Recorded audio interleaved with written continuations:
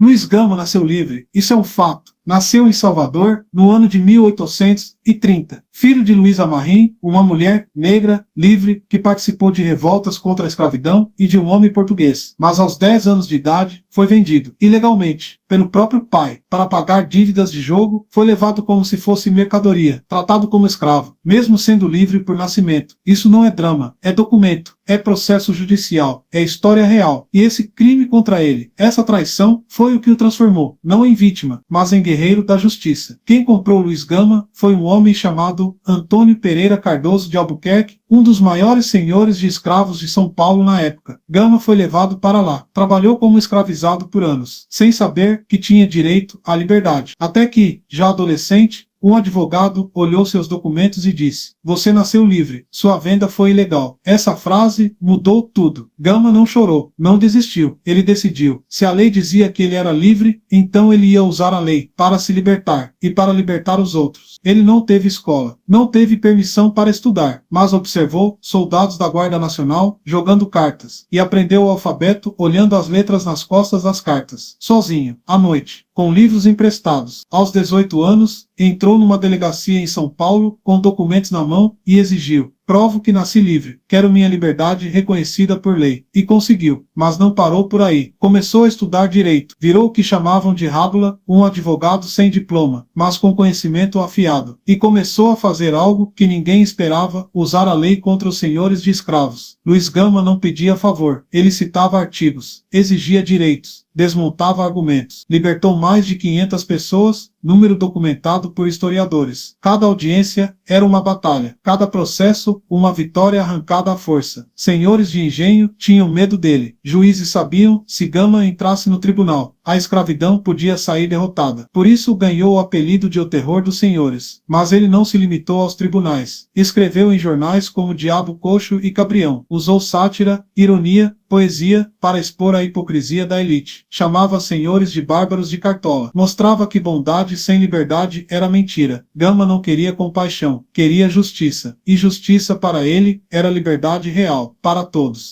Zumbi dos Palmares lutou no século XVII, com armas, com quilombo, com coragem. Luiz Gama lutou no século XIX, com códigos, com petições, com jornais. Eram estratégias diferentes, mas o objetivo era o mesmo: libertar o povo negro da escravidão. A história oficial gosta de dizer que a liberdade veio como presente da princesa Isabel, mas Gama prova, com documentos, com processos, com vitórias, que a abolição foi conquistada na marra, por negros que estudaram, que processaram, que escreveram, que não se calaram. Não foi bondade, foi luta, não foi sorte, foi estratégia. Luiz Gama morreu no ano de 1882, 6 anos antes da Lei Áurea. Não viu o fim oficial da escravidão, mas ajudou a enterrá-la. Deixou centenas de homens e mulheres livres. Deixou jurisprudência. Deixou exemplo. Hoje, pesquisadores como Bruno Rodrigues de Lima, da Universidade Estadual de Campinas, e Lígia Ferreira, da Universidade Federal de São Paulo, estudam seus processos e mostram: Gama foi um dos maiores estrategistas jurídicos da história do Brasil. Foi o primeiro advogado negro do país, sem diploma, mas com mais vitórias que muitos formados. Foi um dos primeiros jornalistas negros a usar a imprensa como arma política e venceu. E mais importante, ele provou que a lei pode ser usada contra quem a criou para oprimir. Vamos direto ao ponto, sem metáfora, sem floreio. Desde que os primeiros africanos foram trazidos à força para o Brasil, homens e mulheres negras nunca aceitaram a escravidão como destino. No século XVI, já fugiam, criavam quilombos, resistiam. No século XVIII, organizavam irmandades, arrecadavam dinheiro para comprar alforrias, ensinavam uns aos outros a ler e escrever, mesmo sendo proibido. No século XIX, usaram a lei, a imprensa, os tribunais, como fez Luiz Gama, para libertar centenas. No século XX, continuaram como Abdias do Nascimento, que fundou o primeiro teatro negro do Brasil, como Ruth de Souza, que quebrou barreiras no cinema. No século XXI, estão nas universidades, nas câmaras, nas ruas, como Marielle Franco, que denunciou o racismo até o último dia. A justiça no Brasil não veio de cima, nunca veio, veio de baixo, veio da senzala, veio da fuga, veio do estudo escondido, veio do processo judicial, veio da caneta que escreveu contra o poder, e quem fez isso? Foram negros, sem permissão, sem apoio, sem reconhecimento. Na época, Luiz Gama está no centro disso tudo porque ele foi escravizado, mas usou a lei para se libertar. Ele não tinha diploma, mas virou o advogado mais temido pelos senhores. Ele não tinha voz na imprensa oficial, mas criou sua própria e usou para expor a elite. Ele morreu antes da abolição, mas deixou um caminho aberto que outros seguiram. Ele não é exceção, é regra. É a prova de que, mesmo nas piores condições, o povo negro construiu justiça com inteligência, coragem e organização. E essa construção não acabou. Continua hoje, nas salas de aula, nos tribunais, nas ruas, nas redes. Porque justiça no Brasil, desde 1538 até hoje, sempre foi feita por quem mais sofreu sua ausência, mãos negras. Se você chegou até aqui, muito obrigado por assistir. Esse vídeo não é só sobre Luiz Gama, é sobre toda uma história que insistiram em apagar e que a gente está aqui para contar com verdade, com fontes, com respeito. Se esse conteúdo te tocou, te ensinou algo novo, ou te fez repensar o que você sabia sobre justiça e abolição no Brasil, não deixa parar por aqui. Segue o canal, ativa o sininho, compartilhe esse vídeo, porque histórias como a de Luiz Gama não podem ficar escondidas. E quanto mais gente souber, mais difícil será distorcer, apagar ou romantizar o que foi, na verdade, conquistado com sangue, inteligência e coragem. Nos próximos vídeos vamos trazer mais heróis e heroínas negras que a história oficial esqueceu ou tentou diminuir. Tem Maria Firmina, Luísa Marim, José do Patrocínio, Teresa de Benguela, Machado de Assis abolicionista, Abdias do Nascimento, Marielle Franco e muitos outros que você precisa conhecer. Deixa nos comentários qual nome você quer ver aqui no próximo vídeo e se você é professor, estudante, ativista ou só alguém que acredita que conhecer a história muda o presente, muito obrigado por fazer parte dessa corrente. Até o próximo vídeo, a história não acabou. A gente continua pesquisando.